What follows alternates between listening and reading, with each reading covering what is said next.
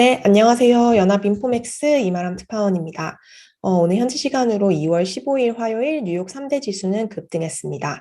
러시아와 우크라이나 사이에 긴장이 조금 완화되면서 주가가 급등을 했는데요. 시황 같이 보겠습니다. 네, 다우 지수는 전장보다 1.22% 상승 마감을 했습니다. S&P 지수는 전일 대비 1.58% 급등 마감했고요. 나스닥 지수의 반등폭이 가장 컸는데요. 2.53% 상승 마감을 했습니다. 오늘 뉴욕 시간으로 그 개장 전에 러시아와 우크라이나의 갈등 관련된 긍정적인 소식이 전해졌습니다. 이제 러시아가 우크라이나 접경지대에 배치했던 군부대 일부를 복귀시킨다라는 이제 소식이 나왔고요. 이에 따라서 금융시장에서는 즉각적인 침공이 있을 가능성은 크지 않다라는 해석을 하면서 전쟁 공포가 크게 후퇴를 하게 됩니다. 워낙 이제 최근에 시장이 전쟁 공포로 인해서 큰 폭으로 조정을 받았기 때문에 위험자산 심리가 이제 위험자산 선호 심리가 이제 회복이 되었고요. 개장 전부터 국제 유가가 이제 급락을 하고 또 가상화폐 가격이 급등을 하면서 이 위험 선호 심리를 반영하게 됩니다. 유가 같은 경우는 이제 서부 텍사스산 원유가 거의 장중에 95달러를 까지 치솟으면서 7년의 최고치를 유지를 하고 있었는데요. 이제 러시아군이 일부 철군한다는 소식이 나오자마자 유가가 거의 4% 가까이 급락을 했습니다. WTI가 이제 91달러, 배럴당 91달러대로 하락을 했고요. 브렌트유 역시 하락을 했습니다. 네, 가상화폐의 경우도 최근에 가상화폐가 이제 위험자산과 비슷하게 움직이고 있죠. 이게 많은 기관 투자자들이 비트코인을 위험자산으로 처리를 하면서 같이 나스닥 지수에 크게 추종이 되고 있다고 하는데요. 비트코인 역시 이날 장중 5% 가까이 반등하면서 44,000달러대로 올랐고요. 이더리움도 장중 7% 이상 급등하는 흐름을 보였습니다. 네, 이제 이렇게 즉각적인 어떤 침공 가능성이 줄어들면서 금융시장에는 이제 안도 랠리가 찾아오게 되었는데요. 전반적으로 위험자산이 힘을 얻으면서 증시 또한 강한 상승 탄력을 받은 것으로 해석을 할 수가 있습니다. 네, 전문가 멘트입니다. LPL 파이낸셜 라이언 데트리크 전문가인데요. 이제 러시아와 우크라이나 사이의 그 갈등 완화가 전체적인 시장 심리를 도왔다고 설명을 하고 있습니다. 거기에다가 이제 또 다른 지적을 했는데요. 지정학적 긴장이 이제 완화된 거에 더불어서 미국의 코로나 상황이 급격하게 나아지고 있는 점이 실제 시장 심리를 떠받치고 있다고 설명을 했습니다. 실제로 이제 미국 같은 경우는 이제 어제도 말씀을 드렸었는데 1월에 코로나가 이제 가장 극성이었을 때 비해서 지금 현재 미국의 확진자 수는 80% 가까이 급감한 상태입니다. 지금 미국의 이제 12월 말에서 1월 초까지 오미크론 타격이 지나간 후에 많이 진정이 되는 모습이고 또 이제 코로나가 완화가 되면서 많은 방역 정책들이 이제 완화가 되고 방역 패스라든지 실내 마스크 착용 같은 방침이 완화가 되면서 경제 재개 그리고 이코노미 리오프닝이라고 하죠. 다시 경제가 살아나는 것에 대한 기대감이 주가를 전체적으로 떠받치는 미쳤다고 설명을 했습니다. 옥스퍼드 이코노믹스의 미국 선임 이코노미스트 캐시 보스타니크인데요. 이제 러시아가 일부 군을 철군한다는 소식에 우크라이나 국경에서 철군을 한다는 소식에 이제 유가가 하락을 했고 비트 에쿼리 프라이스 그러니까 주가에 이제 매수 신호를 줬다라고 얘기를 했습니다. 네, 오늘 이제 주가가 많이 반등을 하기는 했는데요. 이제 주가가 반등하고 또 위험 선호 심리가 살아나면서 동시에 국채금리 역시 올랐습니다. 오늘 이제 미국 10년물 국채금리 다시 2%대로 올랐고요. 2.04%로 오르면서 2019년 7월 이후 이제 2년 만에 2년 반 정도 되는 것 같죠. 2년 반 만에 가장 높은 수준으로 다시 치솟았습니다. 즉각적인 전쟁 위협이 조금 이제 수그러들면서 시장의 문제가 한계는 해결이 된 셈이지만 이게 약간 딜레마적인 상황인 것 같아요. 왜냐하면 지정학적 우려가 줄어들면서 또 경기가 이제 코로나에 대한 우려가 줄어들어서 경기가 잘 풀린다는 이런 기대감 때문에 또다시 이제 국채 금리는 상승을 하고 있기 때문입니다. 국채 금리가 상승을 할 경우 이제 밸류에이션이 높은 성장주에 많은 큰 하방 압력을 가하죠. 금리가 오르면은 이제 유동성에 대한 부담이 커지기 때문에 주가가 결국 이제 하방 압력을 받게 되는 구조인데요. 이날 발표됐던 미국의 1월 생산자 물가 지수도 역시 역대 최고 수준을 나타냈습니다. 역대 최고치보다는 이제 소폭 하락한 수준이긴 한데요. 여전히 이제 전월 대비 1% 올랐고 전년 동기 대비 9.7% 올랐습니다. 근원 PPI 역시 그러니까 에너지와 식료품 등 변동성이 큰 물가를 제외한 근원 PPI도 0.9% 올랐고요. 이거는 전부 이제 월스트리트가 예상한 거에 2배 정도 되는 수준이라고 합니다. 이렇게 이제 물가 상승 압력이 계속 경제를 짓누르고 있고 코로나가 이제 풀리면서 점점 더 경제가 활성화되면은 물가는 이제 더욱 상방 압력을 받게 되죠. 결국 딜레마적인 상황에 있는 것 같은데요. 지정학적 우려가 해소가 되었지만 결국 국제금리가 올라가고 물가가 올라가면서 결국 또다시 연준의 긴축 우려로 시장이 언제든지 포커스를 둘 수 있는 상황으로 해석이 됩니다. 네, 옥스퍼드 이코노미스트의 계속된 발언인데요. 물론 이제 러시아 지정학적 우려가 이날 하루 장만 봤을 때는 이제 주가에 상방 압력을 주기는 했지만, 사실 아직 이제 확정된 것이 아니고 나토가 아직도 그 후퇴에 대한 확정을 기다리고 있고, 또 미국의 이런 물가 압박이 계속되는 상황에서 연준이 behind the inflation curve, 인플레 대응에 뒤처지고 있다는 것이 너무 확실한 상황이다.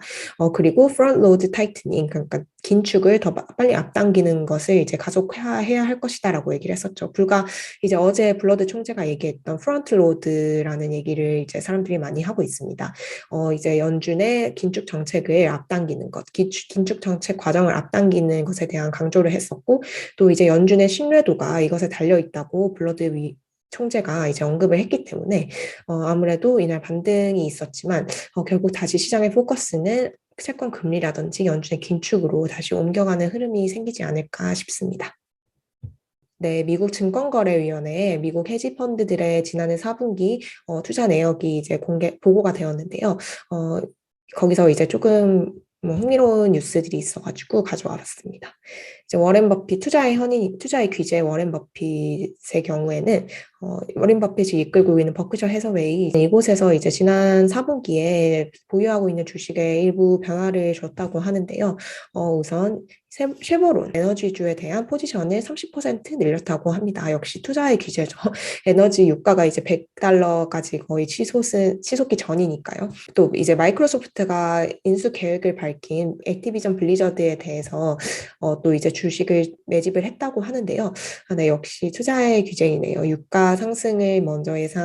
유가의 급등을 이제 예상이라도 한 듯이 에너지 그룹의 주식을 추가 매집했을 뿐만 아니라 인수에 앞서서 액티비전 블리저드의 비중을 높였다고 합니다.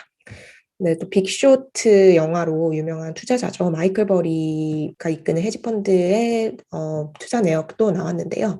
마이클 버리가 이끄는 사이언 자산운용은 이제 할리 데이비슨의 전기 오토바이 업체에 투자를 했다고 합니다. 라이브 와이어를 합병에 상장을 할 예정인 AEA 브리지스 임팩트의 지분 1천만 달러를 이제 추가를 했다고 하고요. 이제 마이클 버리 같은 경우는 지난해 말에 올해 곧 이제 주가가 크게 하락할 것이라는 이제 베팅을 했었죠. 실제 1월에 주가가 폭락을 하기 직전에 이제 포지션을 접었던 것으로 알려졌는데요. 이제 타이밍이 참 좋지가 않았죠.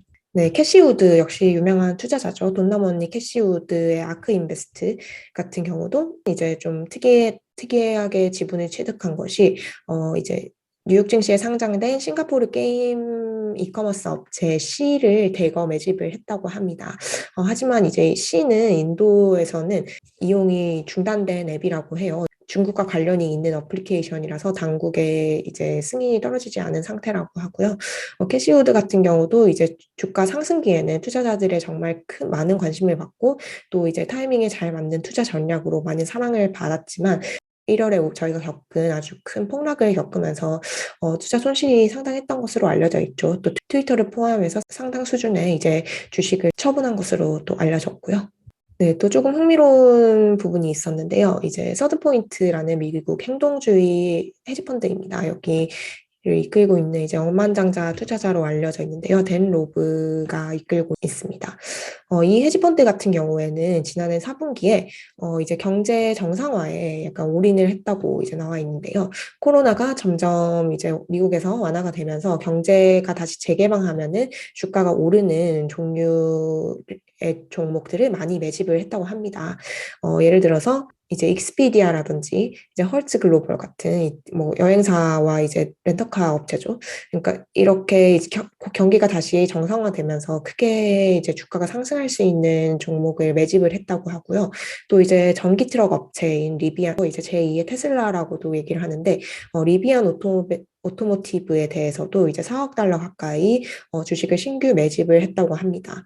이제 리비안 같은 경우는 올해 들어서 주가가 거의 40% 정도 폭락을 한 상태입니다. 이제 작년 말까지 100달러 이상 주가가 100달러를 상회했는데 현재는 이제 60달러대를 나타내고 있는데요. 이렇게 많이 폭락한 주식을 이제 대거 매집을 했다고 합니다. 이외에도 이제 IT 컨설팅 기업인데요. 어센추어에 대해서도 추가 5억 달러를 매집을 했다고 하고요. 투자에 대한 인사이트가 네, 이런 헤지펀드 거물들의 투자를 한번 보시면은 또 인사이트가 생길 수 있을 것 같아서 같이 공유해 봤고요. 네, 오늘 장 같은 경우는 이제 기술주가 크게 상승을 했습니다. 기술 섹터가 2.73% 상승하면서 섹터 가운데 가장 큰 상승률을 보였고요. 이외에 소비재, 자재, 산업, 금융 모두 고르게 상승을 했고요. 다만 이제 에너지주는 가장 큰 폭으로 하락을 했습니다. 오늘 유가가 급락하면서 에너지 관련주가 급락한 것으로 해석이 됩니다. 오늘 종목별로도 이제 대부분 다 상승 흐름을 보였고요. 빅테크 주가 상승을 주도를 한 모습이죠. 테슬라가 5.5% 이상 올랐고요. 애플 역시 2.3% 상승을 했습니다. 페이스북도 1.5% 상승을 했고요. 이제 금융주도 금리가 상승하면서 금융주 또한 이제 강세를 보였고, 오늘 이제 투자 의견 중에 조금 특이하게 나왔던 것이 도이치방크가 웰스파고 은행에 대해서 이제 매우 긍정적인 투자 의견을 냈습니다. 이미 기존에도 웰스파고에 대해서 매수 의견을 가지고 있었는데요. 여기에다가 이제 캐탈리스트 콜이라고 해서 이제 이 주가의 추세가 급격하게 바뀔 수 있다는 이런 투자 의견을 내놓았습니다. 이제 웰스파고 같은 경우는 유령 계좌 문제로 이제 자산 캡이라는 규제를 받고 있는데요. 그 규제가 조만간 어떤 변화가 있을 수 있다고 얘기를 하면서 강하게 이제 매수를 권고를 했고요. 어제 큰 폭으로 하락을 했었던 이제 백신 관련주들도 다 반등을 했습니다. 역시 지수 전체가 상승을 하면서 대부분 종목들이 크게 반등을 한 모습입니다. 네, 최근에 계속 부진한 흐름을 이어오던 주가가 오늘은 이제 기분 좋게 반등을 했는데요. 오늘 하루 주가가 반등을 하기는 했지만 이제 말씀드린 대로 금리는 계속 오르고 있고 또 물가 압력 또한 계속 이어지는 상황에서 향후 증시가 어떤 방향을 잡아가는지 이제 또 지켜봐야 할 것 같습니다. 오늘 제가 준비한 소식은 여기까지고요. 내일도 뉴욕 증시와 함께 찾아오겠습니다. 감사합니다.